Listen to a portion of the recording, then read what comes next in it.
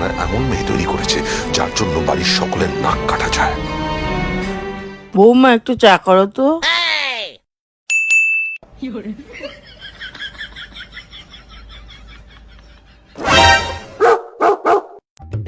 বলছি 3 কাপের বেশি জল নিও না,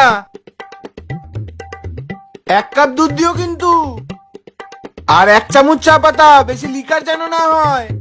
বলছি 2 চামচ চিনি দিও। না আসলে তুমি তো চায় চিনি খাও না, তাই বলে দিচ্ছি।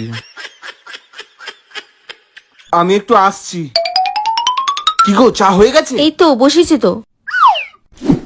প্রেসার কুকারে? হ্যাঁ, আমি যেটা পেয়েছি সেটাতেই বসিয়েছি। এই গ্যাসটা জ্বালাবে না? তুমি আমাকে জ্বালাতে বলেছিলে নাকি? আরে গ্যাস জ্বালানোর কথাটাও আমাকে বলে দিতে হবে? আজকে মা বৌমার হাতে প্রেসার কুকারে বানানো চা খাবে।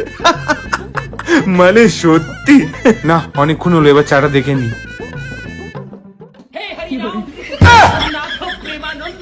কি হলো, হয়নি?